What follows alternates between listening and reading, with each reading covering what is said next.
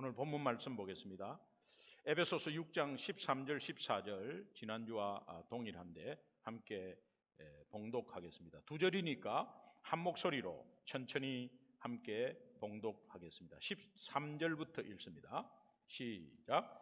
그러므로 하나님의 전신갑주를 취하라. 이는 악한 날에 너희가 능히 대적하고 모든 일을 행한 후에 서기 위함이라. 그런즉 서서 진리로 너희의 허리띠를 띠고 의의 호심경을 붙이고. 아멘. 아멘. 예, 오늘은 의의 호심경을 붙이라. 하나님의 전신갑주의 두 번째 시간입니다. 이 호심경이라는 것은 가슴막이, 영적 전쟁에서 가슴막이, 특별히 일반 전쟁을 하더라도 이 가슴막이가 굉장히 중요한 것은 가슴이 뚫려버리면 생명과 직결되기 때문에 그렇습니다. 다른 데는 다치면 조금 생명하고는 지장이 없는 곳이 있습니다. 그러나 가슴이 뚫려버리면 생명과 직결되기 때문에 이게 굉장히 중요합니다. 그런 가운데서 호심경만 하면 되느냐? 그 호심경의 재료가 굉장히 중요합니다. 그래서 어떠한 총알도 어떠한 창도 들어오지 못하도록 아주 단단한 재료로 만들어져야 합니다. 그래서 영적 전쟁에서도 이 호심경의 재료가 굉장히 중요한데 하나님의 말씀 가운데서 이 재료가 의라는 것입니다. 의. 호심경의 재료는 의라는 것입니다. 이 의는 곧 하나님의 의를 말합니다. 사람의 의가 아닌 하나님의 의를 말합니다. 우리는 영적 전쟁에서 내 의를 찾고 내 노력으로 내 생각으로 그것을 해결하려고 사방팔방 뛰어 돌아다니면서 염려하고 있습니다. 이 다 뚫리는 것이고 결국은 굉장한 위험을 초래합니다. 그러니까 영적 전쟁에서 의의 호심경이라는 이 의미는 호심경의 재료가 하나님의 의가 되어야 된다는 것을 꼭 잊지 마시기 바랍니다. 이 하나님의 의라는 것을 잘 나타낸 성경 구절이 있습니다. 로마서 1장 17절입니다. 우리 함께 읽도록 하겠습니다. 복음에는 하나님의 의가 나타나서 믿음으로 믿음에 이르게 하나니 기록된 바 오직 의는 믿음으로 말미암아 살리라 함과 같으니라. 이 앞부분에 복음에는 하나님의 의가 나타나서 이것이 굉장히 중요한 말씀입니다. 이것은 영적 전쟁에서 호심경의 재료가 무엇인가를 정확하게 우리에게 알려주는 말씀입니다. 복음에는 하나님의 의가 나타나서 이 나타나다라는 이 의미는 노출된다. 결국 구약에서는 이것을 어떻게 방주의 뚜껑을 열다. 방주의 뚜껑을 열다. 방주의 뚜껑은 왜 열죠? 다 해결됐기 때문에 열리는 거거든요. 하나님의 의가 나타났다라는 것이 어디에서? 복음에서 나타났다. 이 하나님의 의는 하나님의 의의 수준을 말해요. 하나님의 의의 수준, His divine level, 하나님의 의의 수준을 말합니다. 그 복음에는 하나님의 의의 수준이 나타났다는 거예요. 여러분, 하나님의 의의 수준은 완전입니다. 완전을 어떻게 표현하죠? 완전은 표현할 길이 없습니다. 그러나 하나님의 의의 수준이 완전이다. 이 완전한 것을 우리에게 이해시키기 위해서 하나님의 언어를 인간의 언어로 바꾸어서 우리에게 알려준 것이 율법입니다. 율법을 다 지키면 하나님의 의의 수준에 도달한다는 거예요. 그런데 구약에서 나온 율법은 총 613가지라고 합니다. 613가지, 10계명부터 시작해서 613가지를 다 지키면 하나님의 완전한 수준에 이른다라고 말합니다. 그래서 하나님의 의의 수준을 특별 계시로 우리에게 알려주신 것입니다. 하나님의 의의 수준 완전, 이거는 정말 구체적으로 잘 모르니까 완전, 이 땅에 완전한 거 없죠. 그런데 하나님이 우리에게 알려준 것은 율법으로 알려주셨습니다. 그 율법을 다 지키는 자는 하나님의 의의 수준이 된다는 거예요. 613가지 다 지킬 사람이 이 땅에 없습니다. 그렇다면 613가지를 다 지키지 못할 때 거기에 나오는 페널티가 있잖아요. 그 페널티를 물어야 되는 거예요. 그래서 법정에 서서 그 죄의 대가, 지키지 못한 대가를 계속 받아야 되는데 이게 보통 일이 아닙니다. 그래서 의인은 없나니 하나도 없다. 모든 사람이 죄를 범하였다. 그래서 하나님의 영광에 이르지 못한다. 하나님의 수준에 이르지 못한다. 모든 인간은. 그런데 복음에는 하나님의 의의 수준이 들어가 있다는 거예요. 나타나 있다는 거예요. 오늘 우리가 하지 못하는, 그 지키지 못하는 것에 대한 페널티를 누가 대신 다 짊어지셨죠? 예수님이 십자가에서 온전히 다 짊어지셨습니다. 그래서 그분은 테텔레스타이, 다 이루었다. 그 당시 일반 사람들이 다 쓰는 용어입니다. 테텔레스타이, 은행에서 론을 했는데 다 빌려가지고 이제 갚아 나갑니다. 근데 마지막으로 탁 갚을 때 은행 직원이 그 사람한테 테텔레스타이, 이제 완전히 다 갚았습니다. 이 의미를 일상생활에서 사용하는 단어를 예수님이 십자가에서 마지막으로 사용하셨습니다. 테텔레스타이, 빚을 다 갚았다, 죄의 빚을 다 갚았다, 완전히 갚았다. 그런 가운데 십자가의 복음에 이 다 갚은 것을 믿을 때에, 그 예수 그리스도를 믿을 때에 복음에는 하나님의 의의 수준이 나타나는데 그 의의 수준으로 된다고 말하고 있습니다. 믿음으로 의인이 된다고 말하고 있습니다. 여러분, 오늘 우리는 복음을 받아들였고 이 복음을 받아들인 우리에게 하나님은 의의 병기를 우리에게 주셨습니다. 여러분이 아무리 의롭게 하려고 돈을 쓰고 아무리 착하게, 너무너무 착하게 살아도 안 됩니다. 착한 것이 나쁘다는 게 아닙니다. 하나님 앞에 설 수가 없는 것입니다. 캄캄한 밤에 촛불을 켜는데 촛불을 1개 켜면 밝고 2개, 100개, 수천 개 켜면 환하겠죠. 세상이 어둡고 세상이 힘들 때 착한 일을 하는 것은 너무 귀한 일입니다. 너무 세상을 밝게 하는 것이 여러분이 귀한 일이에요. 그런데 그 촛불 여러 수만 개를 가지고 하나님 앞에 서면 아무것도 아니라는 것은, 촛불이 아무리 많아도 아침에 해가 떠버리면 여러 수천만 개 촛불이 있어도 아무 소용이 없고 그것이 빛나지 않습니다. 그러니까 해가 떠버리면 끝나는 거예요. 그래서 그 촛불을 아무리 가지고 해 앞에 있으면 나타나지를 않습니다. 여러분이 착한 행동, 선한 행동, 저 사람 너무너무 착해, 그렇게 착한 행동으로 하나님 앞에는 설 수가 없다는 것입니다. 여러분이 아무리 착한 행동을 하고 선한 행동을 하고 해도 하나님 앞에는 드러나지가 않습니다. 그것이 나쁘다는 게 아니에요. 세상을 밝게 합니다. 그러나 그 세상을 밝게 하는 것으로 하나님 앞에는 설 수가 없다는 겁니다. 다시 말하면 구원받는 조건이 안 된다는 거예요. 그런데 복음에는 하나님의 의가 나타났다는 이 의미는, 복음을 받아들이는 사람은 하나님의 의의 수준으로 쳐주어서 하나님 앞에 당당히 설 수가 있다는 것입니다. 이것이 오늘 우리의 호심경의 재료가 되는 것입니다.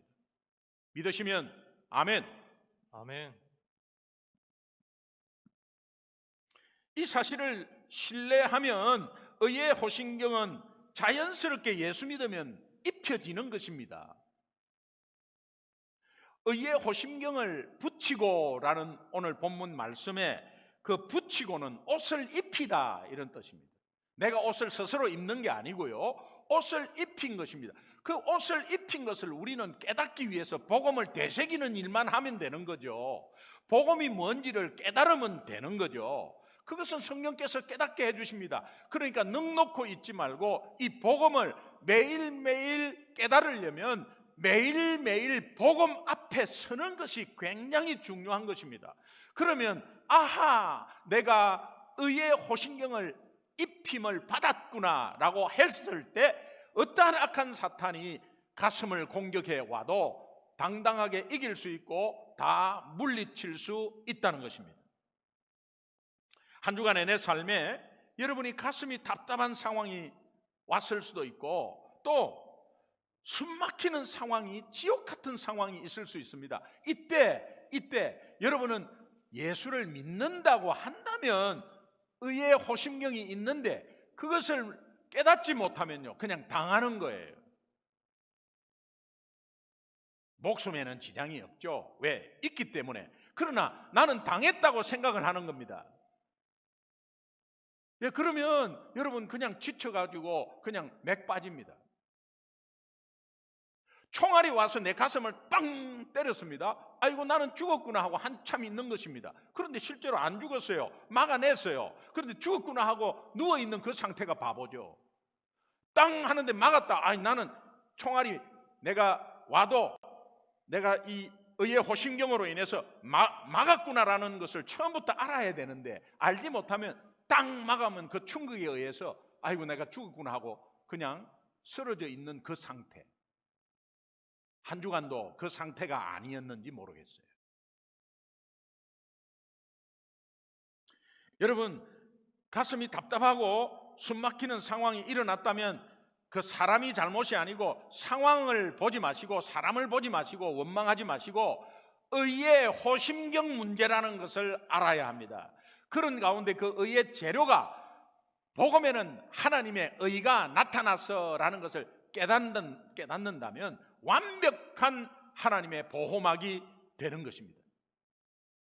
따라합시다. 복음에는 하나님의 의가 나타나서. 복음에는 하나님의 의가 나타나서. 베드로는 이러한 상황을 너무도 잘 깨달았습니다. 베드로가 처음부터 승리했느냐? 아닙니다. 마귀의 공격에 여러 번 넘어졌습니다. 여러분 너무도 잘 아시죠? 여러 번 넘어졌습니다. 그리고 영안이 열리지 못해서 엉뚱한 소리도 많이 했습니다.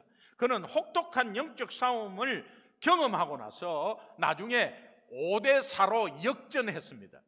왜 제가 5대4라고 하느냐? 내 골을 그냥 먹은 거예요. 2대1로 역전하는 것이 가장 좋은데 5대4로 4대0으로 있을 때 지치고 힘들고 완전히 주저앉았습니다. 여러분 계속 당하고 있습니다. 오늘도 엎친 데 겹친 대로 일주일 내내 힘이 없습니다. 그런데 또 어려운 상황이 또 왔습니다. 4대0으로 아이고 나는 이제 가망이 없구나. 아니에요. 5대4로 이긴다는 것이 여러분 이 베드로를 보면 알 수 있어요. 베드로는 여러 수차례 골을 먹었습니다. 사탄의 공격에 골을 먹었다니까요.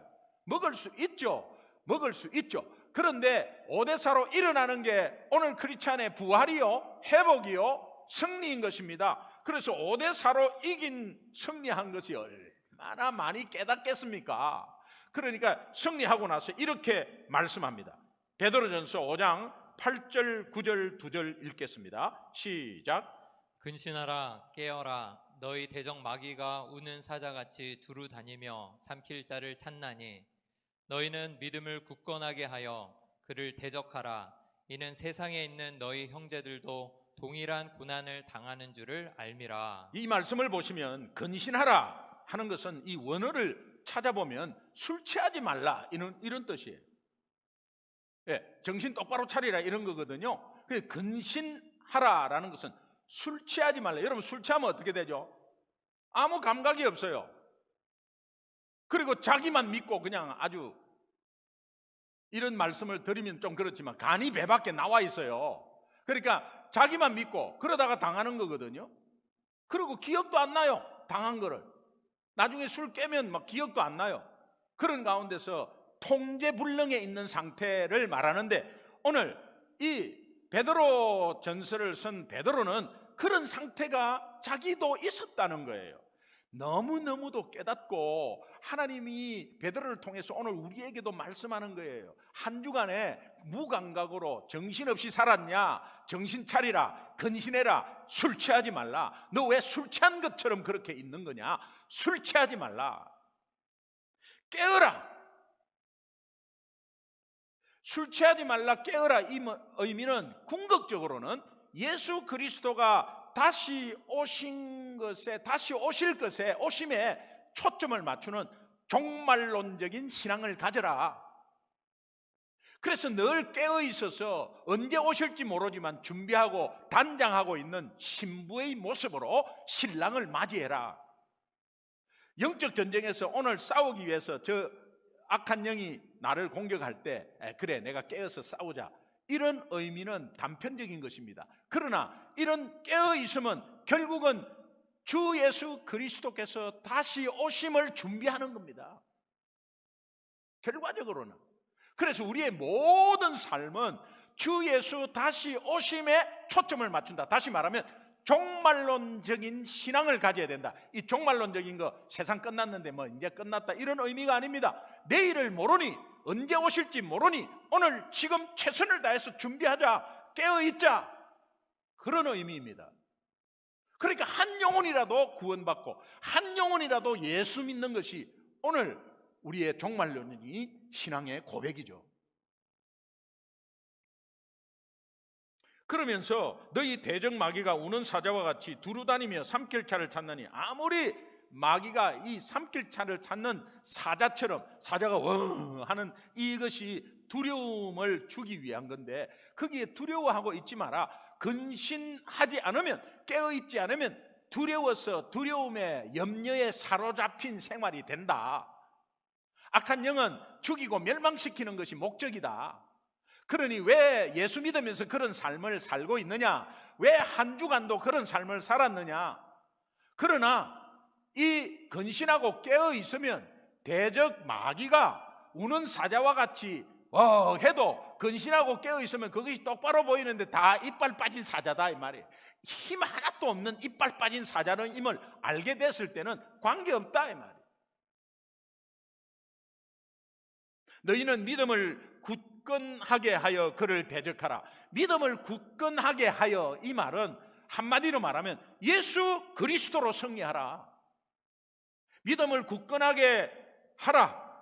예수 그리스도 자체를 말합니다. 그를, 예수 그리스도의 이름으로 그를 대적하라. 이는 세상에 있는 너희 형제들과 동일한 고난을 당하는 줄 알미라. 이것은 크리스찬 모두에게 대적으로 인한 일시적인 고난은 다 있다. 니만 있는 게 아니다. 다 있다. 그러면서 이렇게 결론 맺습니다. 약속합니다. 10절 보겠습니다. 같이 읽습니다. 시작. 모든 은혜의 하나님 곧 그리스도 안에서 너희를 부르사 자기의 영원한 영광에 들어가게 하시니가 잠깐 고난을 당한 너희를 친히 온전하게 하시며 굳건하게 하시며 강하게 하시며 털을 견고하게 하시리라. 예, 아멘. 모든 은혜의 하나님 곧 그리스도 안에서 너희를 부르사, 그리스도 안에서 너희를 부르사. 왜 불렀습니까? 왜 불렀습니까? 자기의 영원한 영광에 들어가게 하기 위해서. 그리스도 안에서 너희를 부르사. 그리스도 안에서 집사님 불렀습니다. 권사님 불렀어요. 그리스도 안에서 여러분을 불렀습니다. 왜 불렀겠어요? 부르심의 목적이 무엇입니까? 그 다음에 나오죠. 자신의 영원한 영광에 들어가기 위해서. 영원한 영광이 무엇입니까? 영원한 영광이 무엇이에요? 요한복음 15장 8절에 보니까 너희가 과실을 많이 맺으면 내 아버지께서 영광을 받으신대요. 너희가 열매를 많이 맺으면 내 아버지께서 영광을 받으신대. 그러면서 너희가 내 제자가 된다고 요한복음 15장 8절에 말하고 있습니다. 그러면 너희가 과실을 많이 맺으면 이 과실이 뭐죠? 열매가 뭐죠? 구원의 열매입니다.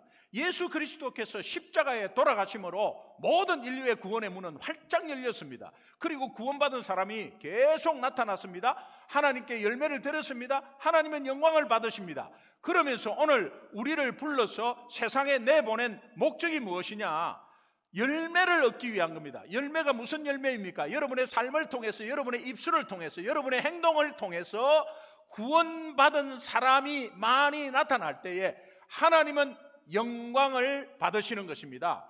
그래서 그리스도 안에서 너희를 부르신 목적은 자기의 영원한 영광에 들어가기 위한 것인데, 그 영광은 많은 열매를 맺을 때에 제자가 되고 주님의 영광 안에 들어간다고 말씀하고 있습니다.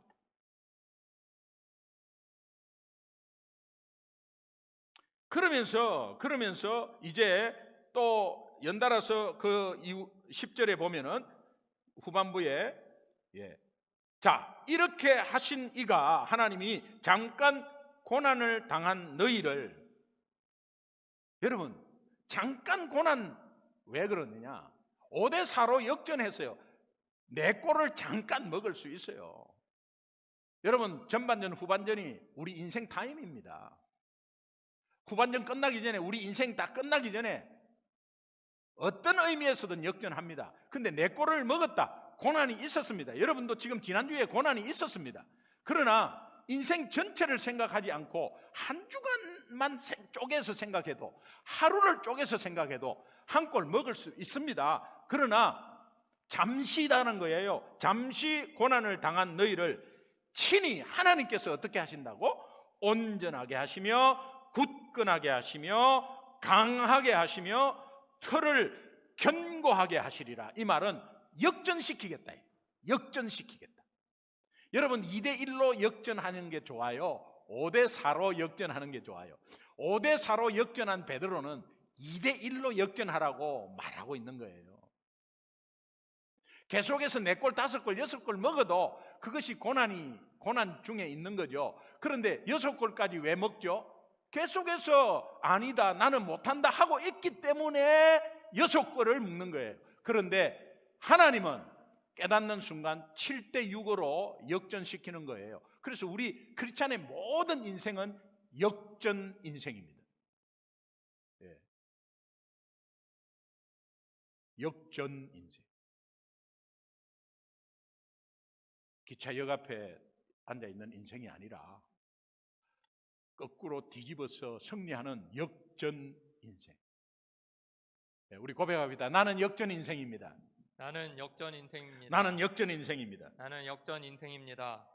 이 말씀을 제가 신앙생활 하면서 너무도 감사한 것은 초신자 때 깨달은 거예요. 여러분 지금 여러분의 신앙의 연조 몇 년 되셨습니까? 아니 지금 믿은 지 1년밖에 안 됐습니까? 아니 목사님 저는 금방 믿었어요. 지금 오늘 이 시간 이 사실을 안다면 여러분은 엄청난 파워로 하나님 앞으로 더 힘있게 나갈 수 있습니다. 나중된 자가 먼저 된다는 그 의미가 어떤 의미인지 저는요 초신자 때, 이거는 제가 간증하는 거예요. 초신자 때 이 말씀을 붙잡았다니, 오늘 본문 말씀과 더불어 베드로전서 5장을 붙잡았다니까요. 그러니까 이 말씀에 그냥 조금이라도 순종하는 순간 경험이 와. 무슨 경험? 이긴 경험. 말씀에 순종하면요 패배하지 않습니다. 이깁니다. 꼭 안 될 것 같죠? 이깁니다. 근데 걔가 그것을 이기면 한 번 이기는 사람이 나아요, 10번 이기는 사람이? 10번 이기면요 이게 담대해서 겁나는 게 없어요. 왜냐하면 신실한 하나님을 더욱더 가까이 하고 믿기 때문에 그렇습니다. 여러분 이 경험 하기를 원하시죠? 저는요 예수 믿고 1년 반 정도 지날 때에 이 베드로의 이 말씀의 의미를 너무도 잘 깨달았어요. 그런데 그 깨달은 것이 어떤 계기로 깨달았느냐? 몇 골 먹었거든요. 예수 믿고 무슨 문제가 오고 막 구렁텅이에 빠지고 하면 초신자들은 금방 아이고 나 예수 믿어서 이랬나? 하나님은 왜 이렇게 나를 괴롭히지? 내가 예수 안 믿을 때는 괜찮았는데 왜 이렇게 괴롭히지? 이러면서 고민하면서 신앙을 떠날 수도 있습니다. 그리고 막 시험이 오는 시기가 보통 예수 믿고 한 3년 안에 시험이 막 한참 막 건드려요. 그런데 그것이 하나님의 테스트일 수도 있고 또 마귀의 유혹일 수도 있어요. 그러나 마귀가 궁극적으로 넘어뜨리는 영적 공격이 대부분입니다. 저도 이렇게 목사가 되는 것을 마귀가 미리 알겠죠. 마귀도 능력이 있는 존재라 미리 알겠죠. 이것을 아주 씨앗부터 꺾어야 되겠다 싶어가지고 초신자 때 엄청난 공격을 했어요. 그런 공격이 재정적인 공격, 회사가 막 문제를 안는 공격, 이런 것들이 많았어요. 정말 많았어요. 근데 지금 알고 보면 그 고난과 공격이 결국은 제가 욕심으로 인해서 벌어진 일들이에요. 그러면서 욕심으로 더 벌리고 뭔가 욕심으로 더 차지하려고 하다가 오는 문제 속에 막 문제가 막 엉키고 막 이렇게 복잡하게 되면서 하나님을 원망하게 되고 그렇게 하더라고요. 여러분의 삶은 어떻습니까? 지금 하나님이 원망되십니까? 한번 뒤돌아보면 여러분 욕심 때문에 그런 거 아니에요? 물질 때문에 결국은 그런 거 아니에요?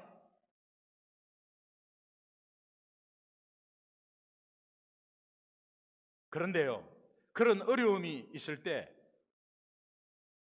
저는 전도도 조금씩 하다가 말고 했거든요.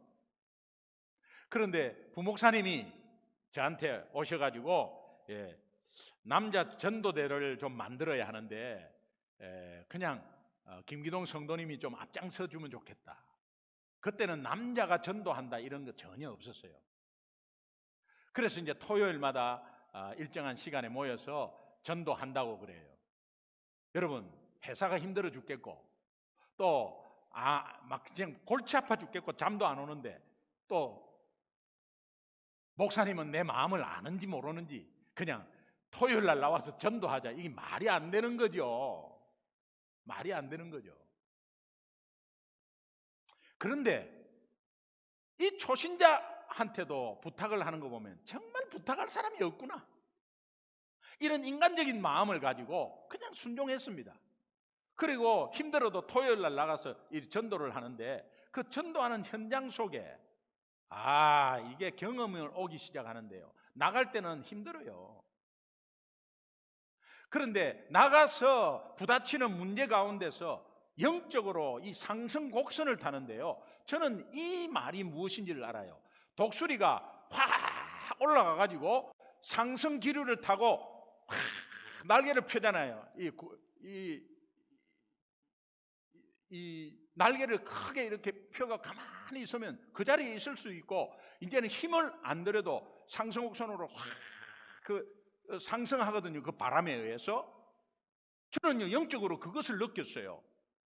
이건 내 힘이 아니야 이게.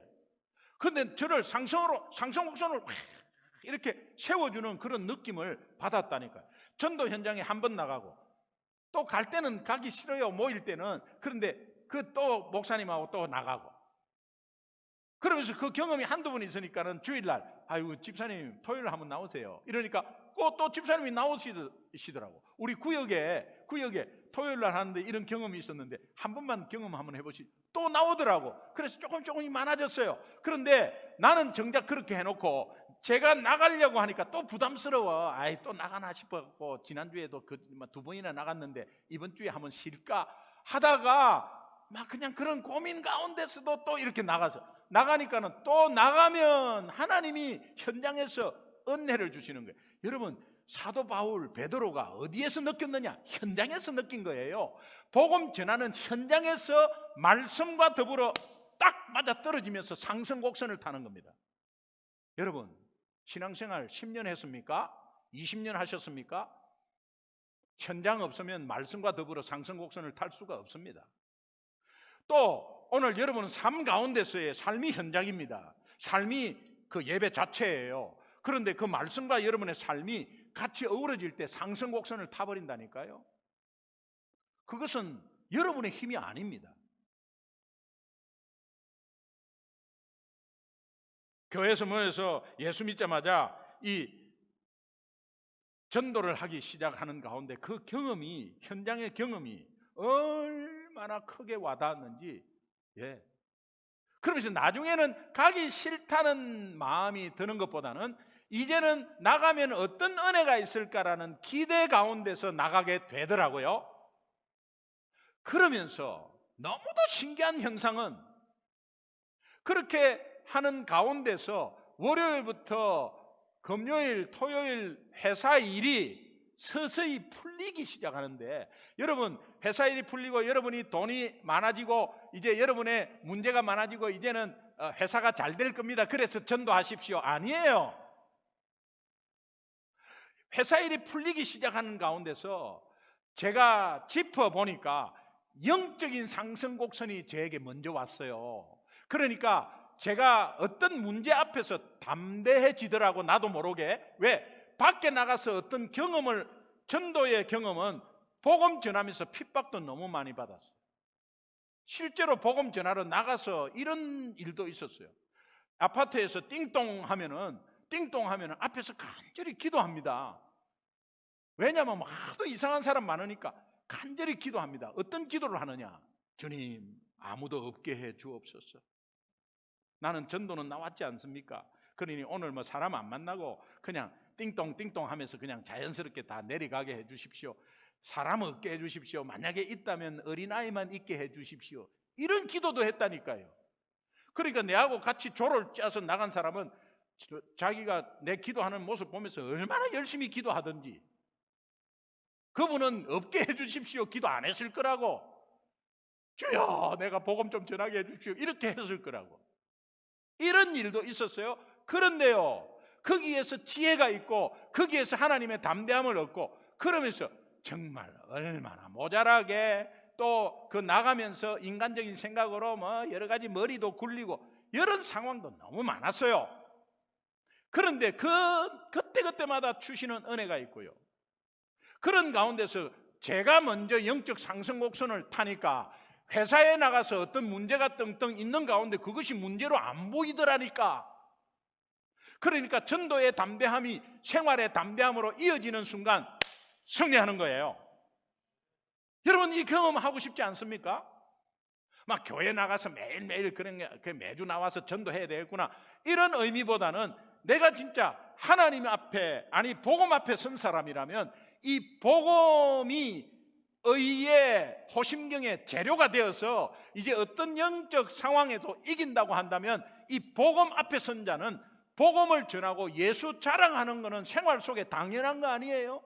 오늘 사람을 만날 수 없는 코로나19 사태라도 예수 자랑하는 데에 SNS를 사용하고 또 예수 자랑하는 데에 영상을 서로 공유하고 그러면서 덩달아 기도하고 있다고, 당신을 위해서 생각마다 기도하고 새벽마다 기도하고 있다고, 또 오늘도 지쳐있는 사랑방 순원들한테 이 순장님들이 카톡 하나라도 위로하고, 그런 것들이 다 전도 열매 아니겠습니까?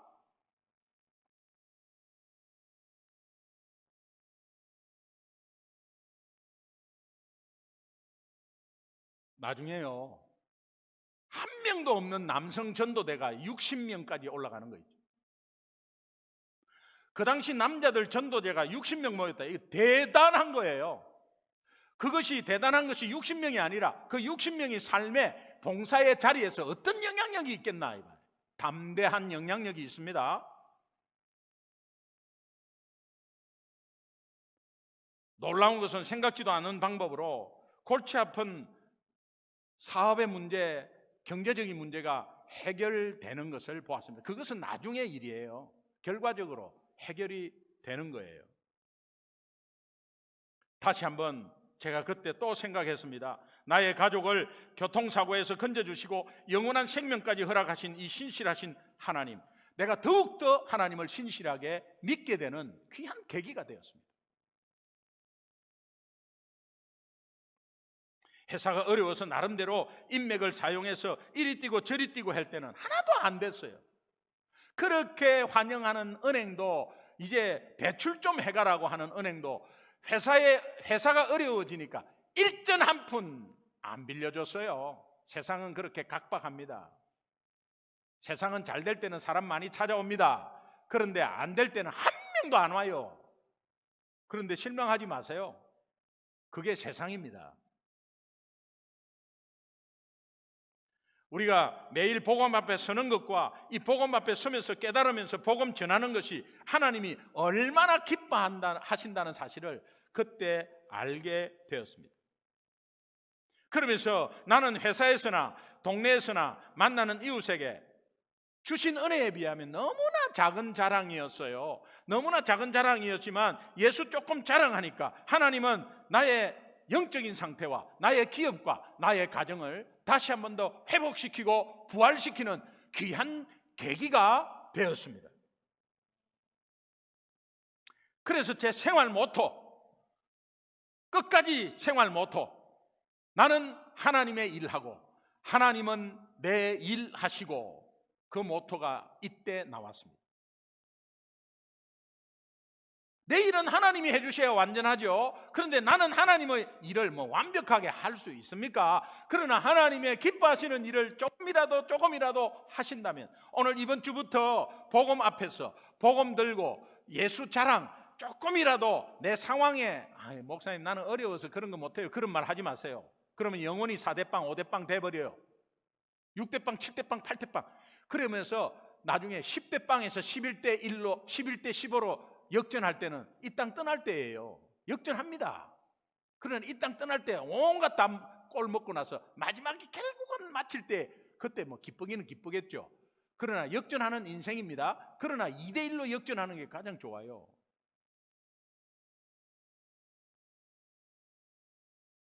저는 다시 한 번 더 깨달은 것은, 복음 전파의 첫 목적은 영혼을 구원하는 데 있습니다. 그런데 그 전에 복음 전하는 자신을 영적으로 근신하고 깨우는 일을 하나님께서 해 주시더라니까요. 영적 각성이 일어나는 거예요. 복음 전파의 최종 목적은 주저앉은 영혼, 상처받은 영혼, 잃어버린 영혼을 살리기 위한 것이 목적입니다. 하나님 나라의 확장이죠. 그런데 전하는 자가 먼저 살아난다는 이 사실을 다시 한 번 더 깨닫는 귀한 계기가 되어서, 그 뒤로는 계속해서 살 수 있는 방법은 복음 전하는 거다. 복음 앞에 서는 거다. 어떠한 문제가 와도 그 문제를 잡고 낑낑낑거리고 그 문제 속에서 해결해 주십시오, 해결해 주십시오, 그런 것보다 문제가 오든지 복음 전하는 거, 문제가 오든지 복음 앞에 내가 서는 거, 이것이 나를 세우고 영적 상승 곡선으로 확 올라갈 때 그 앞에 문제는 자동으로 해결된다. 믿으시면 아멘. 아멘. 그렇다면 이번 주부터 시행해 보십시오. 다윗이, 여러분, 실제 골리앗 때문에 무너졌나요? 집요하게 자기를 죽이려고 그렇게 온갖 수단 방법을 가리지 않고 다윗을 뒤쫓았던 사울 왕 때문에 다윗이 망했나요? 아니죠. 정답은, 다윗은 골리앗이 있었기에, 다윗 앞에 사울이 있었기에 성공한 사람입니다. 다윗 앞에 골리앗이 없었기 때문에 무너졌어요. 다윗 앞에 사울 같은 존재가 없었기 때문에 무너졌어요.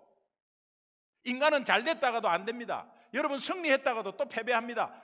오늘은 2대 1로 이겼는데 내일 또 한 골 먹을 수 있습니다. 그럼 내일 또 2대 1로 이겨야 되는 거예요. 다윗이 온전히 승리해서 정권을 잡고 누구도 상대할 수 없는 권력으로 안정권에 들어갔습니다. 안정적인 정치를 하고 있을 때 그는 깨어있지 못하고 근신하지 못했습니다. 오히려 왕되기 전에는 근신하고 깨어있었어요. 사울도 있었고 골리앗도 있었다니까요. 그런데 그 엄청난 권력 앞에 아무도 없었습니다. 그는 넘어지기 시작했습니다. 마귀는 이때 가슴으로 그냥 화살을 쏘는 거예요. 여러분, 지난 한 주도 영적으로 깨어 있어서 2대 1로 승리하셨나요? 아니면 5대 4로 승리하셨나요? 아니면 5대 빵으로 지금도 지고 있나요? 오늘 내가 무너지는 원인이 어디에 있다고 생각하십니까? 누가 나를 괴롭히고 상처를 주어서? 아니에요. 주 앞에, 내 앞에 있는 문제 때문일까요? 아니에요. 오히려 아무도 건드리지 않기에 영적으로 여러분은 넘어진 것입니다. 깨어있지 못하고 방심하고 작은 일에도 무너진 것입니다. 그래서 지금도 4대 빵이라고 생각하는 것입니다. 그러나 복음의 재료로 의의 호신경이 입혀졌다는 순간, 깨닫는 순간 바로 역전합니다.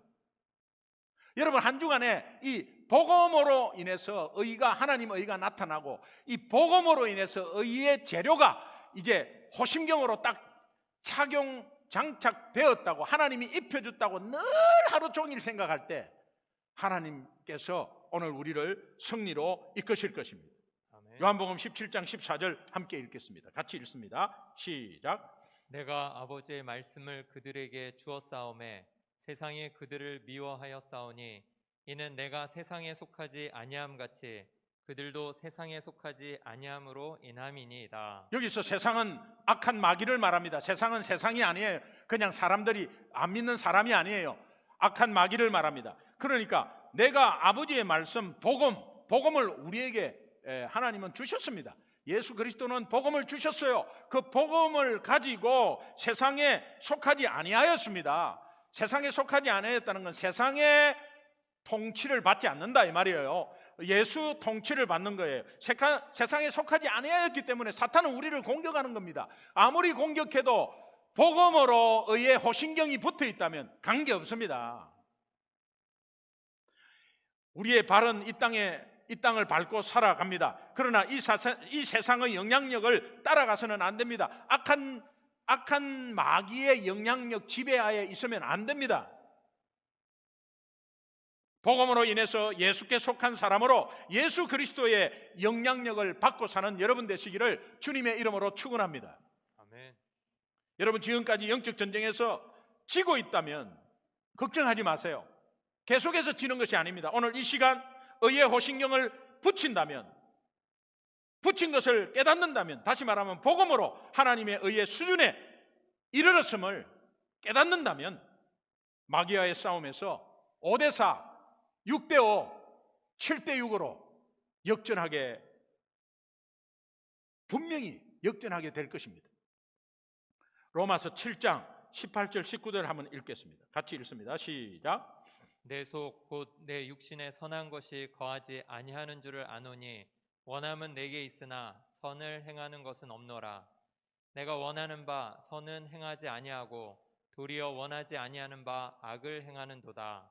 여기에서 선을 행한다라는 것은 복음 앞에 서는 행동, 복음을 증거하는 행동을 말해요. 선한 거, 착한 거 이런 거 아니에요. 선을 행한다는 이 선은 하나님이 관점으로 보는 하나님의 기준의 선은 복음 전하는 거예요. 복음 앞에 서는 거예요. 그래서 내가 선한 의인이 된다는 걸 늘 깨닫고 이 의인으로서의 할 바를 다 하는 겁니다. 그것은 내가 자꾸 복음을 되새기는 거예요. 복음을 되새기는 것을 행하지 아니하고 도리어 원하지 아니하는 바를 악을 행하는도다. 복음을 되새기는 것을 하지 않으면 여러분은 당연히 악으로 갈 수밖에 없습니다. 이 땅에 구원받은 자라도 연약한 존재로 이 땅을 사는 한은 계속해서 악한 것이 방해를 합니다. 사도 바울이 왜 이 말을 했느냐? 사도 바울은 얼마나 영으로 바로 선 사람입니까? 그런데 영적 싸움에 엄청난 경험을 하고 나서 계속 패배를 하고 있다가 역전한 사람입니다. 그러니까 자기가 일어나도 또 그냥 공격하는 거예요. 그래서 설 때 바로 넘어지는 거예요. 그러니까 은혜를 많이 받는 순간 넘어지는 거예요. 그것은 영적 교만이 있기 때문이거든요.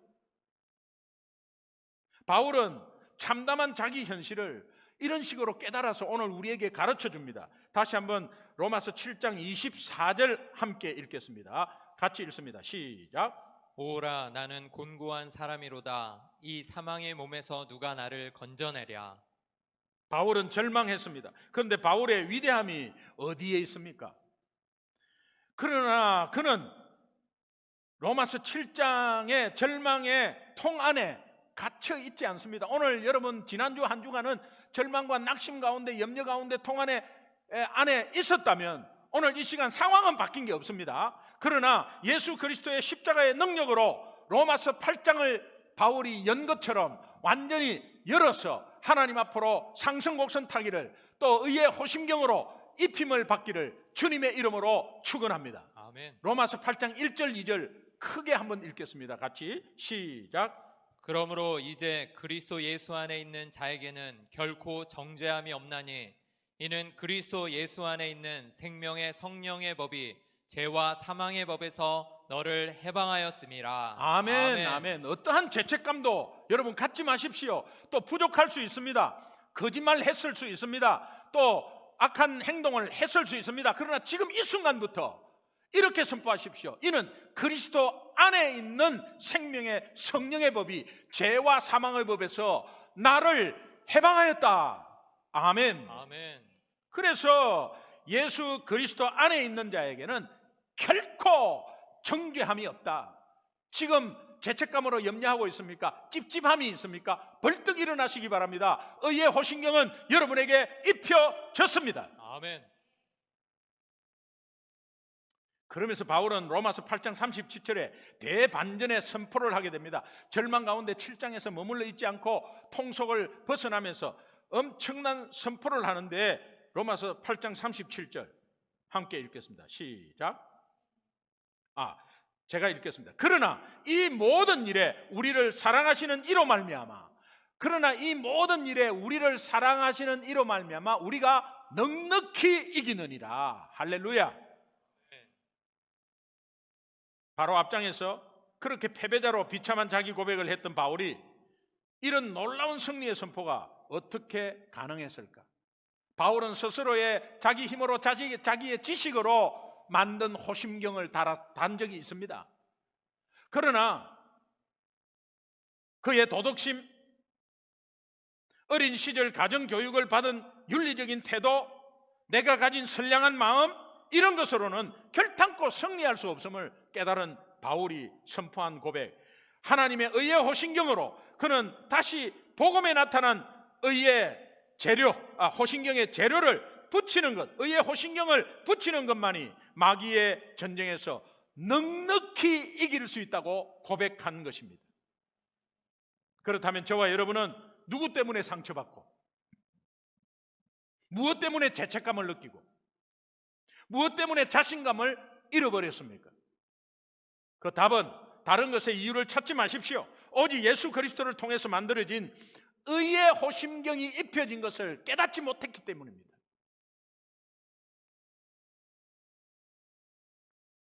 계시록 12장 10절에는 마귀는 참소하는 자, 계속해서 뒤에서 물어 뜯는 자로 표현하고 있습니다. 계속해서 뒤에서 막 물어 뜯는 거예요. 얼마나 신경 쓰이겠어요. 마귀는 지금도 우리를 참소합니다. 잘 나가고 있지만 너 매일 큐티 안 하잖아. 너 큐티 한다고 결단했는데 또 안 하잖아.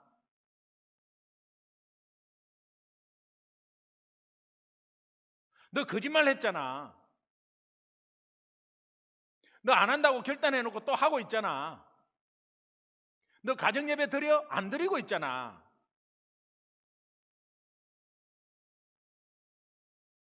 영적 거리 좁히기 운동에 네 참석했냐? 안 하잖아. 계속 우리에게 뒤에서 물어뜯습니다.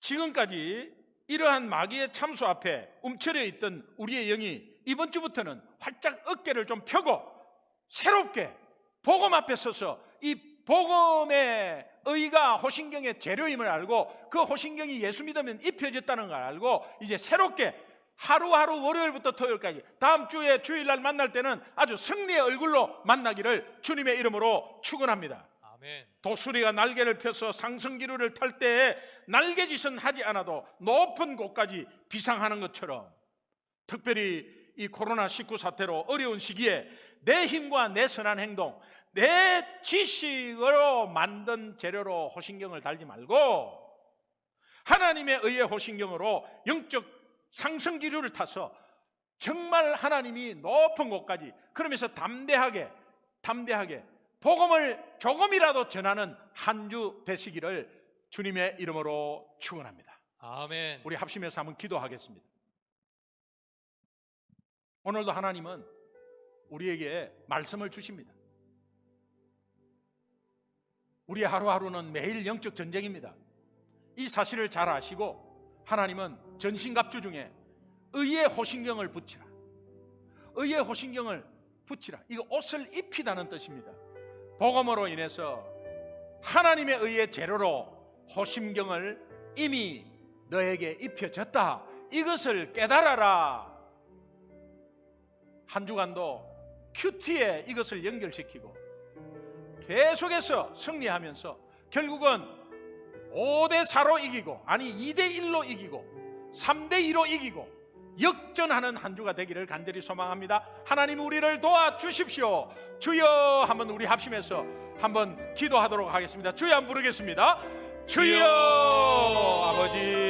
아버지 믿습니다.